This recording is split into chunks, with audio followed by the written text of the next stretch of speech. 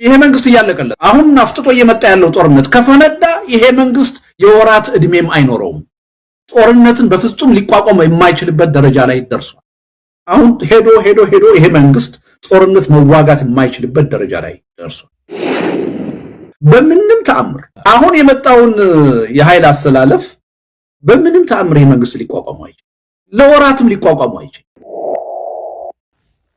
እሁድ ሐምሌ 5 ቀን 2018 ዓ.ም በአዲስ ምንጭ ሚዲያ ብቻ በየዕለቱ የማቀርበውን ትንታኔ ዛሬ እቀጥላለሁ።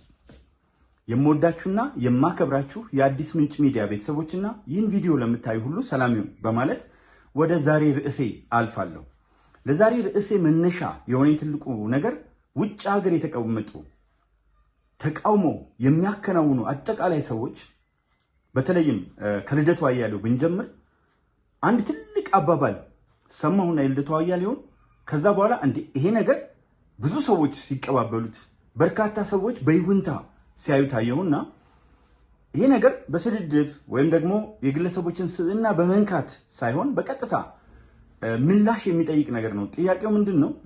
ይሄ መንግስት አለ ፈርሷል። ሊትራሊ እንደዚህ ነው ያለው። ይሄ መንግስት ፈርሷል። ትንሽ እንደው ያያያዙት ነገሮች ትንሽ የሚያቆዩት ነገሮች ካልሆነ በስተቀር የሱን አነጋገር ታውቃላችሁ። ትንሽ በቃ ፈርሷል፣ ትንሽ ያያያዙ ነገሮች አሉ የሚል አይነት ንግግር አደረገ። ይህ ንግግር ብዙዎቻችሁ ሰምታችሁታል። ኢን ሪያሊቲ ግን አንድ መንግስት ፈረሰ የሚባለው በፖለቲካ ሳይንስ፣ በታሪክ ጥናት፣ በተለያዩ አሰላሳዮች አማካይነት መንግስት እየፈረሰ ነው ለማለት መሰረታዊ የሆኑ ማሳያዎች አሉ፣ ኢንዲኬተርስ አሉ፣ አመላካቾች አሉ። እነዚህ አመላካቾች በሌሉበት ውስጥ መንግስት ፈርሷል ብለህ በተደጋጋሚ ስለ ጮክ መንግስት መጣል ወይም ማፍረስ ወይም ሁልጊዜ የምታልመውን የስልጣን ጥም ላይ መድረስ አትችልም። ማጭበርበር ትችል ይሆናል፣ ማወናበድ ትችል ይሆናል። በጣም መገንዘብ የማይችሉ ሰዎችን ለጊዜው ማጭበርበርና በተራ ጥላቻ የተሞሉ ሰዎችን አፕታይት ምንድነው ለማርካት ሊሆን ይችላል። በተረፈ ግን መንግስት ሊወድቅ ነው የሚባለው የመጀመሪያው ሎስ ኦፍ ስቴት ሞኖፖሊ ኦቨርዌልሚንግ ፎርስ። ለምሳሌ የመንግስት ትልቅ ኃይል አለ። የመንግስት ትልቅ ኃይል የምንለው አንዱ መከላከያ ሰራዊቱ ነው፣ ፌዴራል ፖሊሱ ነው፣ መለዮ ለባሾች፣ አጠቃላይ እነዚህ ኦቨርዌልሚንግ ፎርስ ናቸው። ተደምረው ሀገራችን ውስጥ አሁን የህወሓት ኃይል አለ፣ የፋንዶ ኃይል አለ፣ የሸኔ ኃይል አለ ወይም የሸኔ ኃይል አለ። እነዚህ ሶስት ኃይሎች አሉ። እነዚህ ሶስት ኃይሎችና መንግስትን ደግሞ አይተው ብዙ አገሮች ላይ መንግስት መከላከያውን መቆጣጠር፣ ፌዴራል ፖሊሱን መቆጣጠር፣ የተለያዩ መለዮ ለባሾችን በሱ ስር ማድረግ ሲያቅተው ሎስ ኦፍ ሞኖፖሊ ቶታሊ ሲመጣ አንደኛው መንግስት የሚወድቅበት መንገድ ይሄ ሲታይ ነው። ኦኬ፣ አሁን ይሄንን እንየውና ሳይንሱን ሌሎችም ተከታታይ ነገሮችን አስቀምጣለሁ። ይሄንንና መከላከያ ሰራዊቱ አንደኛ የህዝብ ልጅ ነው፣ ሁለተኛ የሀገር ጠባቂ ነው፣ ሶስተኛ የህገ መንግስት ታማኝ ነው፣ አራተኛ በዓለም አቀፍ ሰላም አስከባሪነት ጭምር ዓለም አቀፍ ኢንስቲትዩሽኖች የተባበሩት መንግስታት ድርጅትን ጨምሮ ምስጋና እያቀረቡለት ያለ በየጊዜው እየተጠናከረ ያለ ሌላ ኃይል እኮ የለም። ምድር ኃይል አለ፣ ባህር ኃይል አለ፣ አየር ኃይል አለ። ከዚህ ጋር ተያይዞ ደግሞ ቅድም ያነሳኋቸው ፌዴራል ፖሊሶች እና የሌሎችን አደረጃጀት ስንመለከት እቺን ታክል ከህገ መንግስት፣ እቺን ታክል ከህዝባቸው ፍቅር፣ እቺን ታክል መንግስትን ከመጠበቅ እና ህዝብን ከመጠበቅ ተናጥበው አያውቁም። በዚህ ሁኔታ ውስጥ የመጀመሪያው ትልቁ ነገር እንዳልኳችሁ መቆጣጠር ሲያቅተው፣ በሞኖፖሊ መያዝ ሲያቅተው፣ ሌሎቹ ተቃዋሚዎች መከላከያውን መያዝ ሲችሉ፣ ፌዴራል ፖሊሱን መያዝ ሲችሉ፣ መለዮ ለባሾችን በየቦታ ያሉትን መያዝ ሲችሉ፣ ኢትዮጵያን እንደ ኢትዮጵያ አይታችኋት፣ አንደኛው ይሄ ነገር ነው። ሁለተኛው አንድ መንግስት ሊወድቅ ነው የሚባለው ሲቪየር የሆነ ኢኮኖሚክ ዲስትሬስ ሲያጋጥመው፣ ኢኮኖሚው ኮላፕስ ሲያደርግ ነው፣ ኢኮኖሚው ሲወድቅ ነው። እንግዲህ ተመልከቱ፣ ባለን ትልቅ ኢኮኖሚ ላይ፣ በተገነባው ኢኮኖሚ ላይ በዚህ ዓመት ከአፍሪካ ኢትዮጵያ የመጀመሪያውን ኢኮኖሚያዊ እድገት ታመለክታለች፣ ታሳያለች። ይሄ የተባበሩት መንግስታት ድርጅት IMF ፕሮጀክሽን ነው። የኢንተርናሽናል ሞኒተሪ ፈንድ የዓለም አቀፉ ገንዘብ ድርጅት በተባበሩት መንግስታት ድርጅት ስር ያለው ኢኮኖሚ አናላይዝ ማድረግ የሚችለው ተቋም ምልከታ ነው፣ ፕሮጀክሽን ነው። በቃ አሁን እያለቀ ነው አመቱ። የኢትዮጵያ መንግስት ደግሞ ከ10.2 እስከ 10.3% አድጋለሁ ይላል። ኦኬ የኢትዮጵያ መንግስት ተን ኢንተርናሽናል ሞኒተሪ ፈንድ በራሱ አሰስመንት በራሱ ዳሰሳ የሰራውን ብንመለከት ኢኮኖሚ በከፍተኛ ደረጃ እያደገ ብቻ ሳይሆን እያንዳንዱ ሴክተር ላይ እየመጡ ያሉት ለውጦች በቅርብ ቀን ማክሰኞ ዕለት ክቡር ጠቅላይ ሚኒስትር ዶክተር አብይ አህመድ ለፓርላማው ካቀረቧቸው ዳታዎች በመነሳት ማየት ይቻላል። እንግዲህ እንትን ነው። ሌላው ኢንስቲትዩሽናል ፓራሊሲስ ነው። ኢንስቲትዩሽን ምንላቸውም በዋናነት ጥናቶች ያደርጋሉ። በተለይ በፕሪስተን ዩኒቨርሲቲ በተለያዩ ዩኒቨርሲቲዎች የተደረጉ ጥናቶችን ገብታችሁ ብታዩ የትኛው ተቋም ነው ፓራላይዝ ያደርገው? 3 ተቋማት አሉ። አንደኛ ህግ አውጪው።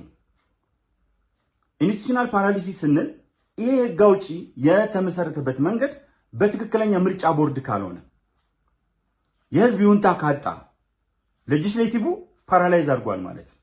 አሁን ግን ከ50 ሚሊዮን በላይ ህዝብ ወጥቶ ተመዝግቦ 99.76% ኢትዮጵያን እንግዲህ በሙላት ነው የምናያት። የኢትዮጵያ ህዝብ ማለት ነው ኢትዮጵያ። ብዙዎች እንደሚሉት የተወሰነ ቦታ የተንጠለጠለች አይደለችም ኢትዮጵያ። ሰሜን አላት፣ ደቡብ፣ ምዕራብ፣ ምስራቅና ማዕከል ያላት ሀገር ናት። በጣም ትልቅ ሀገር ናት። ባይዘው 130 ሚሊዮን ህዝብ ያላት ናት። ስለዚህ ምርጫ ቦርዱ ኤሌክቶራል ቦርዱ በቀጥታ ባወጣው ስኬጁል መሰረት የተለያዩ ተጽዕኖዎች እያረፉ ህዝብ እንገልሃለን እየተባለ ሊትራሊ እንገልሃለን በመሳሪያ እናወድምሃለን እየተባለ ወጥቶ የመረጠው ምርጫ ነው። ፀሐይ ሳይበግረው ሐሩርና ቁር ሸብረክ ሳያደርገው ህዝብ ወጥቶ መርጦ የምርጫውን ውጤት ደግሞ ጫካ ውስጥ ያሉ ኃይሎች ሳይሆኑ ተወዳዳሪ የሆኑ የፖለቲካ ፓርቲዎች በአመዛኙ የተቀበሉት ህዝባዊ ቅቡልነት ያለው እሱን ተከትሎ በኋላ የማያቸው ነገሮች አሉ። ምንም አይነት እነዛን ምልክቶች ያላሳየ ምርጫ ነው። እንደውም እዚሁ ጋር ባነሳቸው ልክ ምርጫውን ተከትሎ ሰላማዊ ሰልፎች፣ የሥራ ማቆም አድማዎች፣ የከተማና የገጠር ብጥብጦች ወዘተርፈ እሱን ተከትለው ቢመጡ ምርጫው ሌጂቲሜት አይደለም። ሶሻል ሚዲያ ላይ በመጮፍ በመለፍለፍ ተሰብስቦ በስክሪን ውስጥ በመታየት በጥቂት ስደተኞች በጥቂት ተስፋ ቆራጮች መንግስት እየወደቀ ነው የሚል ትንታኔ መውሰድ አንደኛ ከሳይንሱ መጣላት ነው፣ ሁለተኛ ከነባራዊ እውነት መጣላት ነው፣ ሶስተኛ በኢትዮጵያ ህዝብ አደባባይ ወጥቶ መዋሸት ነው ወዘተርፈ ብለን ልንተነተነው እንችላለን። ስለዚህ እነዚህ ሲቪየር ኢኮኖሚክ ዲስትሬስ በሌለበት ኢንስቲትዩሽናል ፓራሊሲስ በሌለበት እና ሌላው በጣም ክሪቲካል የሚባሉት ናቸው እነዚህ። አራተኛው የሆነ ፐብሊክ ሰርቪስ መስጠት ሲያቀተው መንግስት። በቃ እነዚህ አራቱ ሌሎችን ዘረዝራቸዋለሁ። አራቱ በጣም ሲበዛ ክሪቲካል ናቸው። ፐብሊክ ሰርቪስ መስጠት ሲያቀተው ምን ላይ ነው ፐብሊክ ሰርቪስ ብሎ የሚያስቀምጠው?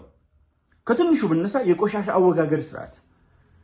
ቆሻሻን መንግስት ማስወገድ ካቃተው፣ የቆሻሻ አወጋገድ ስርዓት መዘርጋት ካቃተው፣ በየቦታው ዝንብ የሚኖር ከሆነ እንደቀደሙት ስርዓቶች የቆሻሻ አወጋገድ ስርዓት ሳኒቴሽን ሲጠፋ መንግስት ይህንን ሰርቪስ መስጠት ሳይችል ሲቀር ቆሻሻው ኮሌራ የተለያዩ ነገሮች ሲያስነሳ ህዝብ በመንግስት ላይ ትረስት ያጣል። ፐብሊክ ሰርቪስ እየሰጠ አይደለም፣ ይወድቃል። አንደኛው።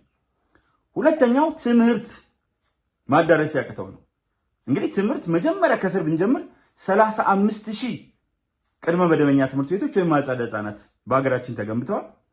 በየደረጃው የትምህርት ቤቶች እድገት በግልም በመንግስትም በከፍተኛ ደረጃ እየጨመረ ፐብሊኩ ወይም ህዝቡ የፖፑሌስ በምንም ተአምር የትምህርት ሰርቪስ አላጣም።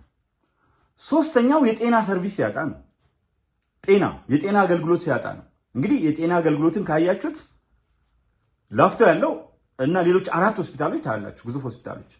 እንደገና እነ ምኒልክ፣ እነ ጳውሎስ፣ እነ ዘውዲቱ፣ እነ ራስ ደስታ የተለያዩ ሆስፒታሎችና የጤና ተቋማትን ስትመለከቱ ቁጥራቸው ከዕለት ወደ ዕለት እየጨመረ ውስጣቸው ያሉ መሳሪያዎች እየተሻሻሉ ሕክምና የሚሰጡ ባለሙያዎች ቁጥራቸውና ጥራታቸው እየጨመረ ወደ ማህበረሰቡ ተደራሽ እየሆኑ ባለበት ሁኔታ ውስጥ መንግስት እየወደቀ ነው፣ በቃ ወድቋል ማለት ትርፉ ትዝብት ነው።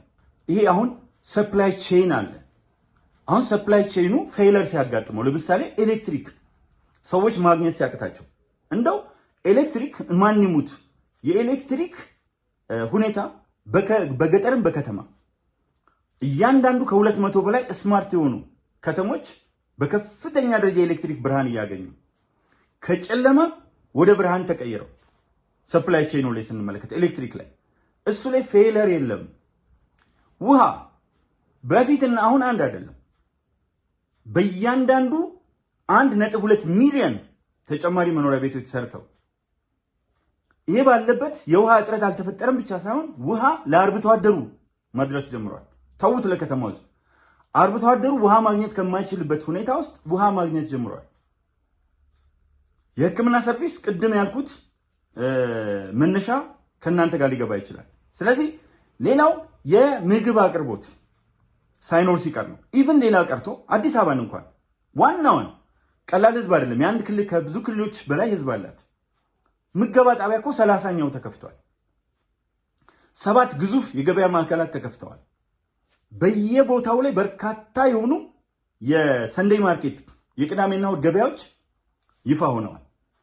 እንግዲህ አጠቃላይ እነዚህ ሁሉ ባሉበት ሰርቪሱ በውሃም በኤሌክትሪክም በምግብም በተለያዩ ቦታዎች እኮ አሁን ከፍሬሽ ኮርነር ጀምሮ ከነ ኩዊንስ ማርኬት ጀምሮ እነዚህ ያልኳቸው ቅዳሜና እሑድ ገበያዎች ጋር ፍራፍሬዎች እንትን ያሉ ነው ብቻ ሳይሆን ሰፕላይ ቼኑ ገጠሩና ከተማውን የማስተሳሰሩ ሁኔታ አይደለም ለሀገር ውስጥ ይሄ ገጠርና ከተማውን የማስተሳሰር ሂደት የወጪ ንግዳችን በ27 ዓመት ታይቶ ማያውቅ በ14 ዓመታት ታይቶ ማያውቀው በአንድ ዓመት ማሳለጥና ማከናወን ተችሏል። ይሄ ባለበት እንዴት አድርጎ ነው ወደቀ ምንለው? ሌላው እንግዲህ ከዚህ ጋር ሎስ ኦፍ ፖለቲካል አውቶሪቲ ኤንድ ሌጂቲመሲ በቃ ይሄ ፐብሊክ ትረስት ይጠፋል። ህዝቡ ይሄ መንግስት በቃ መንግስታችን አይደለም ሲል እንግዲህ አስቡት። ኢትዮጵያ በተለያዩ ክልሎች የተከፈለች ሀገር ናት። ሶማሊ ብትሄዱ ፐብሊክ ትረስቱ በኢትዮጵያ ታሪክ ውስጥ በድፍረት መናገር ይችላለሁ ለመጀመሪያ ጊዜ አፋር፣ ሐረሪ፣ ማዕከላዊ ኢትዮጵያ፣ ደቡብ ምዕራብ ኢትዮጵያ፣ ደቡብ ኢትዮጵያ፣ ሲዳማ የከተሞቹ አስተዳደሮች፣ ጋምቤላ፣ ቤንሻንጉል ጉሙዝ እነዚህ ትረስት በመንግስት ላይ በሰፊው ያመጡ ነው። ሌላው እዚሁ ጋር ተያይዞ አሁን ሌጂስሌቲቭን ስንመለከተው ህግ አውጭም ቅድም ነግሬያቸው ኤክሲኪዩቲቭ ጋር እንምጣ። ኤክሲኪዩቲቭ ጋር ወይም ህግ አስፈጻሚ የምንለው አካል ጋር ስንመጣ ህግ አስፈጻሚ አንድ ሚኒስትሮች ናቸው፣ የሚኒስቴር መስሪያ ቤቶች ናቸው። እዛ ውስጥ ሚኒስትሮች አሉ። እነዚህ ሚኒስትሮች የተከፋፈሉ አይደሉም፣ ስራቸውን የማይሰሩ አይደሉም። ከጠቅላይ ሚኒስትሩ ጋር ያላቸው ትስስር በጣም ጠንካራ እንደሆነ እናውቃለን። ህግ አስፈጻሚው እዚህ ብቻ አይደለም፣ ዱዋል ፖሊቲ ነው ኢትዮጵያ። ፌዴራል መንግስት አለ፣ የክልል መንግስታት አለ። ስልጣን ወደታች ወርዷል፣ ዲቮሉሽን ኦፍ ፓወር አለ። የትኛውንም ክልል ወስደን ብናየው ከትግራይ ክልል በስተቀር ሁሉም ክልሎች አማራ ክልል ክቡር አረጋ ከበደ ለጋስ አሉ። ዛሬ በዚህ አጋጣሚ ማርቆስ ብዙ የተለያዩ የአውሮፕላን ማረፊያን ጨምሮ የልማት ፕሮጀክቶች 4 ግዙፍ የልማት ፍጻሜዎች የሚመረቁበት ቀን ነው። እዛ እንደሚገኙ ገምታለሁ። ስለዚህ ክቡር አቶ አረጋ ከበደ ለጋስ እንመልከት። እዛ ውስጥ ያለ ሌላ ኦሮሚያ ነው። ኦሮሚያ ክቡር ኦቦ ሽመልስ አብዲሳ ህግ አውጪ ኦሮሚያ ምክር ቤት፣ ህግ አስፈጻሚዎቹ አጠቃላይ ኦሮሚያ ውስጥ ያሉት ህግ ተርጓሚዎችን ብንመለከት ምንም አይነት ከመንግስት ጋር ልዩነት የላቸውም ሳይሆን ተሳስረው የሚሰሩ ናቸው። አማራ ክልል ምክትል ጠቅላይ ሚኒስትራችን አሉ፣ ክቡር አቶ ተመስገን ጥሩነህ እንቁ የህዝብ ልጅ። እሳቸው ከክቡር አቶ አረጋ ከበደ ለጋስና አጠቃላይ ካለው አስፈጻሚ ጋር ትስስራቸው ከፍተኛ ነው። ኢቭን ችግር አለ ብለን የምናስብበት አማራ ክልልና ችግሮች ይታያሉ ብለን የምናስብበት ኦሮሚያ ክልል ብንወስድ አሁን ትግራይ ኤክሰፕሽን በተለየ መልክ አድርገን ነው። እነልቱ እየደጋገሙ የሚጮሁት እዛ ጋር ያለው ነው። ማይበገር ምን ማይል እውነት ማይበገር ነው ወይ? ደጋግሜ ስላነሳሁት ጊዜያችሁን መፍጀት አልፈልግም። አሁን ይሄ አንዱ መንግስትን በቃ ሊወድቅ ነው ብላችሁ እንድትፈሩ የሚያደርጋችሁ ነገር ፐብሊክ ትረስት ታጣት ነው። ሌላው ኢንተርናሽናል አይዞሌሽን፣ ዓለም አቀፍ ማስወገድ ሲኖር አንድም መንግስት በቃ ኢግኖር ሲያደርጉት፣ ልክ ኢሳያስ እንኳን አልወደቀም። ኢንተርናሽናሊ አይዞሌትድ ነው በዓለም አቀፍ ደረጃ። ዓለም እንደው ኢሳያስን ታናግረዋለች ብሎ ማሰብ እዛው ሄዶ የጡት አባቱ ወይም የእንጀራ እናቱ ግብጽ ጋር ከመሄድ በስተቀር ኢሳያስ የሚንቀሳቀስበት የለም። ዓለም አቀፍ አይዞሌሽን አለ። ሶማሊያ አጠገባችን ፌልድ ስቴት ናት። ሱዳን እየተበጠበጠች ነው። ጦርነት እየታመሰች ነው። ደቡብ ሱዳን ኦልሞስት ሌሎችም ማየት እንችላለን።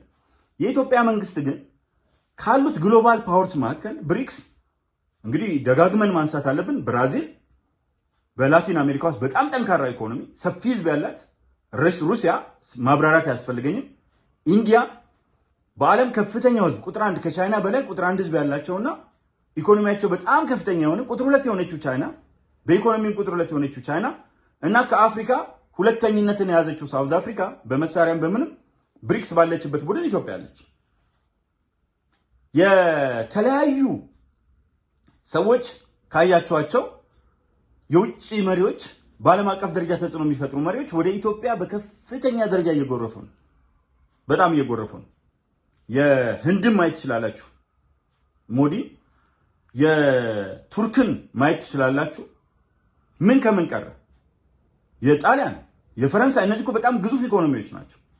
በርካታ ሀገሮች። እሱ ብቻ ሳይሆን አሁን ይሄ መንግስት ሌጂቲሜት ሆኖ አይዞሌት እንዳልሆነ የምታዩት እንደው አይዞሌት ቢያደርጉት ከኢትዮጵያ ህዝብ አይዞሌት አይሆን እንጂ ምንም እንትን የለውም። ግን ምርጫውን ኤዩን ውሰዱት፣ አፍሪካ ህብረት፣ ኢጋድን ውሰዱት፣ ዩሮፒያን ዩኒየን ውሰዱት። በኢትዮጵያ ምርጫ ላይ ተቃውሞ ያወጣ የለም። ስለዚህ ኢንተርናሽናል አይዞሌሽን የለውም። ኢንተርናሽናል ሪኮግኒሽን ነው ያለው። ዓለም አቀፋዊ መገለል ሳይሆን ዓለም አቀፋዊ ውስጥ መግባት ውህደት ነው ያለው እዚህ መንግስት ላይ እና በጣም የሚገርመኝ ነገር ሌላው ይህ ሲስተሚክ ፌለር ምንለዋል። ሲስተሞቹ በሙሉ ፌል ሲያደርጉ እንግዲህ ዘመናዊ አገልግሎቶች እየመጡ ነው። ሲስተም ፌል አላደረገም። ኤሌክትሪክ ሲስተም እንበለው፣ የውሃም ሲስተም እንበለው፣ የመንግስት አገልግሎት አሰጣጥ ሲስተም እንበለው ወዘተርፈ። ሌላው ትልቁ ስራ አጥነት ነው፣ አንኢምፕሎይመንት። አንኢምፕሎይመንት ሬቱን ስንመለከት ደግሞ ወደ 5 ሚሊዮን የስራ ዕድል ተፈጥሯል። የምናያቸው ግዙፍ ፕሮጀክቶች በሙሉ ሰው ነው የሚያንቀሳቅሳቸው። ያለ ሰው መንገድ ኮንስትራክሽን፣ አጠቃላይ ኮንስትራክሽን ብለን የምናወጣው ያለ ሰው ኢንፎርሜሽን ኮሚኒኬሽን ቴክኖሎጂ፣ ያለ ሰው ማዕድን 5.5 ቢሊዮን ዶላር የሸጥነው ወርቅ ያለ ሰው አይወጣም፣ ያለ ቴክኖሎጂ አይወጣም። ቴክኖሎጂ የሚያንቀሳቅሰው ሰው ነው። ግዙፍ አየር መንገድ ሲሰራ የሚተራመሰው ከአውቶሞቢሎች ግዙፍ የሆኑ ካሚዮኖች ጀምሮ እዛ ላይ እስከተሰማሩት በርካታ ሰዎች። የኮሪደር ልማት ሲሰራ ሰው ነው። እያንዳንዱ ደግሞ ቋሚ የስራ ዕድል እየፈጠረ ነው የሚያልፈው። በየጊዜው ደግሞ ጊዜያዊ ስራ ዕድሎችን ይፈጥራል። ስለዚህ አንኢምፕሎይመንት እጅግ ከመጠን በላይ አይሎ ሀገር የምትቸገርበት ሰዓት ላይ አይደለችም እና እነዚህ ነባራዊ ሁኔታዎች እንዳለ ባሉበትና ሌላው ይቅርታ አድርጉልኝ ይሄ ሴኩሪቲ ኤንድ ሎውለስነስ ነው። የሴኩሪቲ አፓራተሱ በጣም ሲዳከም ብሔራዊ መረጃና ደህንነት ካያችሁት በጣም የተጠናከረ ነው። ደጋግሜ ብያለሁ። ወተን የምንገባው ብሔራዊ መረጃና ደህንነታችን በጣም ጠንካራ ስለሆነ ሴኩሪቲ አፓራተሱ ዛሬ ሰዎች ይጮሃሉ። የሚያጠራጥር ነገር ሲኖር እንኳን ወዲያው ነው የሚይዘው። የሰላም ዘብ አለ፣ እጅግ የሚገርም ፖሊስ አለ፣ ሚሊሻዎች አሉ፣ የተለያዩ መለዮ ለባሾች አደረጃጀቶች አሉ፣ ክትትሎች አሉ ወዘተርፈ። ይሄን ደምረ ስታየው ሴኩሪቲው እጅግ በጣም ያደገ ነው። ሌላው ሎውለስነስ፣ ለምሳሌ አሁን አንድ መንግስት በቃ ሊወድቅ ነው የምትለው የስራ ማቆም አድማ ስትራይኮች በጣም በሰፊው ሲኖር፣ ያውም ተከታታይ አንድ የስራ ማቆም አድማ ጥርጅ ብርጅ አይደለም፣ ተከታታይ የስራ ማቆም አድማ ሲኖር፣ ዛሬም ነገ ምናምን እዚህ ጋር ስራ ማቆም አድማ ሲኖር፣ ሰላማዊ ሰልፎች ሲያጥለቀልቁ ብዙ ሀገሮች እንደምናየው አውሮፓ ምናምን ሁሉ ሰላማዊ ሰልፍ አለ። እዚህ ግን የለም ሰላማዊ ሰልፎች። በቃ በጣም እየበዙ ሲመጡ በቃ ይሄ መንግስት አበቃለት እኮ ትላላችሁ። እንደውም ማየት እንችላለን። ለምሳሌ ህወሓት በነበረበት ሰዓት ምንድን ነበር የተፈጠረው?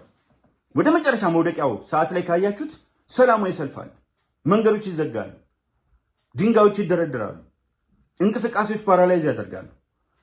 እጅግ በጣም በርካታ የሆኑ እነዚህ ምልክቶችን ታያላችሁ። ስራ አጥነቱ በጣም እየጨመረ ነበር። አሁን አንዳንዶች ሊቀልዱ ይፈልጋሉ። ይሄ መንግስት የተረከበው 900 ቢሊዮን ብር ዕዳ ነው ስንል 900 ቢሊዮን ብር ዕዳ ተረክቦ በቃ መክፈል ስላቃተው ነው ሲባል እንዴት ለመክፈል አቃተው ይባላል? ህወሓት መክፈል አቅቶት ነበር። የመጨረሻ ሰዓት ደሞዝ ጭማሪዎች ቆሞ ነበር ለረጅም ጊዜ መክፈል አቅቶት ነበር። ምን ጥያቄ አለ? አሁን ግን እዚህ ጋር ኢምፕሎይመንት ሬቱ እየጨመረ በየጊዜው የደሞዝ ጭማሪ እየተደረገ መንግስት ቤዚክ ሰርቪስ ማቅረብ ብቻ አይደለም የማዳበሪያ ላይ እስከሚጨርስ አሁን ይጨርሳል ድጎማ እያደረገ ነዳጅ ላይ በቢሊዮኖች በየወሩ ድጎማ እያደረገ ቅድም ያልኳችሁን ሰርቪሶች እየሰጠ እነዚህ ሁሉ ባሉበት ሌላው ትልቁ ነገር ይሄ ኢሊት ፍራግመንቴሽን ምንለዋለን። ኢሊት ፍራግመንቴሽን ማለት የሚመሩት ኢሊቶች ፍራግመንት ሲያደርጉ ይሄ ዋናው ሩሊንግ ኢሊትስ ናቸው። ባይዘው ኢሊት ፍራግመንቴሽን ስንል ሩሊንግ ኢሊትስ አሉ የሚመሩ ቅድም ያልኳቸው የክልል አመራሮች ህወሓት ሊወድቅ ሲልቆ ኦህዴድ ኦልሬዲ ሙሉ በሙሉ ቨርቹዋሊ ኢንዲፔንደንት ነበር። በራሱ መወሰን ጀምሮ ነበር። ምንም በመሳሪያ መወጣጠር ቢኖርም የሚገቡበትን የሚወጡበትን አላንቀሳቀስ ቢሏቸውም በትከሻ መታየት እነ ክቡር ደመቀ መኮንን በአዴን ውስጥ በፍጹም ወላ በወቅቱ ሳሙራ ዩኑስ አሉ። አሁን እዚሁ ጀነራል ሳሙራ ዩኑስ ሌሎችን ማነው ይሄ ጌታቸው አሰፋ የደህንነቱ እንትን ነበር። እነሱ ሁሉ ለማንና ክቡር ለማንና ዶክተር ለማንና ክቡር ዶክተር አብይን አግድ ምናምን ኖ የሚልበት በቃ በአዴን ኦህዴድ ከዛ በኋላ እዛ ጋር ያለው ግንኙነት የኦሮማራ ጥምረት ወዘተርፈ እና እዛ ውስጥ ፖለቲካል ኢሊቱ ፍራግመንት አድርጎ ነበር። ለምሳሌ ክቡር ፍጹም አረጋ ሌሎች በርካቶች እዛ ጋር ያሉት ከደቡብ ኢትዮጵያ ሌሎችም በርካቶች ምርጫው ላይ ክቡር ጠቅላይ ሚኒስትር ዶክተር አብይ አህመድን የመረጡበት ምክንያት እኮ ሐዋሳ ጉባኤ ላይ በቃ ህዋቶች እንደሚሸነፉ ሲያውቁ እንትን ያሉበት ኢሊት ፍራግመንቴሽን ሩሊንግ ኢሊቱ ላይ ኢሊት ፍራግመንቴሽን ስላልነበረ ነው። አሁን እነዚህ ሁሉ ማመላከቻዎች ባሉበት ውስጥ መንግስት ሊወድቅ የሚችለው ሌላ የተቃዋሚዎች ጥንካሬ ነው። ተቃዋሚዎች የት ነው ያሉት?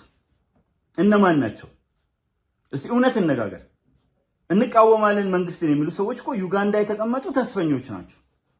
እነዚህ ሰዎች ደግሞ ያላቸው ብቸኛ ነገር ምላስ ነው። በቃ አሁን ልክ ቲክቶክ ላይ ወጥተው እንደሚሳደቡ ሰዎች እንደነገሌ ይሳደባሉ። መንግስት በቃ በተለያየ ቋንቋ ክቡር ጠቅላይ ሚኒስትሩን ክቡር ፊልድ ማርሻሉን ወዘተርፈ ብቻቸውን እኮ ናቸው። በቃ ቦሼ ይሰጣቸዋል። ይሄ ቦሼ አለ ለስደተኛ የሚሰጠው ቦሼ እየበሉ ወደ ምዕራቡ ዓለም መቼ እንሄዳለን የሚሉ ናቸው። እና ግለሰቦችን መንግስት የሚደግፉ ግለሰቦችን በመስደብ አሁን የመግነኛ መንገድ ምንድነው? መንግስትን የሚደግፉ ግለሰቦችን መሳደብ። ይሄ ሐሳባቸው በዚህ ምክንያት ልክ አይደለም። ለምሳሌ አሁን ያቀረብኩትን ልክ አይደለም ማለት ነው። በቃ ይሳደባሉ፣ ከዛ ይረካሉ። በቃ ከዚህ የማያልፉ አይደሉም። ካፍ እስከ አፍንጫ የሚያስቡ ሰዎች ናቸው። ግለሰቦችን ክቡር መዋዘ ጥበባት ዲያቆን ዳንኤል ክብረትን ሌሎች ከፍተኛ የሆኑ የመንግስት አመራሮችን በመሳደብ እና አክቲቪስቶችን በተለያየ መንገድ መንግስትን ይደግፋሉ የሚሏቸውን አክቲቭ ቢስቶች ይሳደባሉ።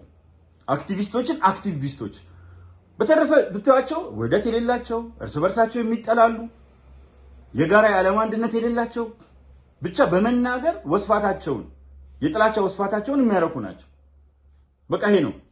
ከዛ ውጭ ደግሞ እነ ሻለቃ ዳዊት ወልደ ጊዮርጊስ ምናምን ናቸው። አሁን በጣም እኔ እንደው መጥራትም ስማቸውን ቀፈፈኝ። አንዳርጋቸው ጽጌ 50 ዓመት የኢትዮጵያ ሪያሊቲ አያውቁትም። ለ50 ዓመት አንደኛው ህወሓት አምጥታ 6 ሜትር ጉድጓድ ውስጥ ከታው ነበር አንዳርጋቸው ጽጌ። ይሄ አማራ የለም ምኒልክ ሙስሊሞችን እንዳይቀበሩ ባውሬ እንዲበሉ አድርገዋል፣ ጅብ እንዲበላቸው አሞራ እንዲበላቸው አድርገዋል ምናምን። እኛ መናገር ትውልድ ያደናገር ያለው እና ልጸጸትም ምናምን ናቸውና እነዚህ ደግሞ ሄደው በቃ ኦልሞስት ተተፍተዋል። ሰሚ የላቸው። ሰሚ ማጣታቸው እነሱ ራሱ አሁን ለምሳሌ አንድ ፊንፊኔ ምናምን መጨረሻ ላይ ጆን የሚል አለ። የጀዋር እንትን ነው እኔን የሚሰድብ አለ በየቀኑ ጀዋር ነው። አንድ ደግሞ እንደዚሁ አለ እንትን የሚል የልደቱ ነው። ፌክ አካውንቶች በደንብ ይታወቃሉ። እና ወደዛ ተሸጋግረዋል። በቃ እነዚህ ሰዎች በጣም እየወደቁ ናቸውና ምኑ ነው ሌላው እንግዲህ በጣም ያሰጋል ብላችሁ የምታስቡት ህወሓት ነው። የተደራጀ ተጠናክሬ ያለው የሚል አቅም ስለሌለው ይሄ መንግስት እየወደቀ ነው ፈርሷል፣ በቃ ገፋ ቢያደርጉት ይወድቃል ይላሉ። ኦኬ ይሄ መንግስት እንደምትሉት ደካማ ከሆነ ጽምዶ ለምን አስፈልገ? ግብፅን ደጅ መጥናት፣ ከሱዳን ጋር መላላስ፣ የምትጠላሉት ህወሓት ፈጠሩ ሸኔዎችና ያው የተወሰነ ደግሞ ንጹህ የኦሮሞ ልጆችም አሉበት ተቀላቅለው የገቡ ሸኔ ውስጥ። በተመሳሳይ ደግሞ አማራ ውስጥ መስሏቸው የገቡ አሉ። 35,000 እኮ በላይ የወጣው መስሎት ስለገባ ነው። ትልቅ መሪዎች እነ ካፒቴን ማስረሻ ሰጤ እንኳን ደስ አለ በዚህ አጋጣሚ ተመርቋል። እነ ኮሎኔል ፋንታውን ሟቤ፣ እነ ኮማንዶ 50 አለቃ ፍቅሩ ሙልዬ እና በጣም ታዋቂ እነ ጋዜጠኛ ኤልያስ ደባሱ በጣም በርካታ ሰዎች ከዛ ጋር የመጡት እኮ የሚያሳየን ነገር አለ። ስለዚህ በዛ በኩል ያለው ካምፕ ኦልሬዲ እየፈረሰ ነው። አንድ ሰው ካገኙ በዚህ አንድ ሚልኬሳን ወይም አንድ ድሮ የሆነ ቦታ የነበረ ሰው ካገኙ በቃ ይቀባበሉታል።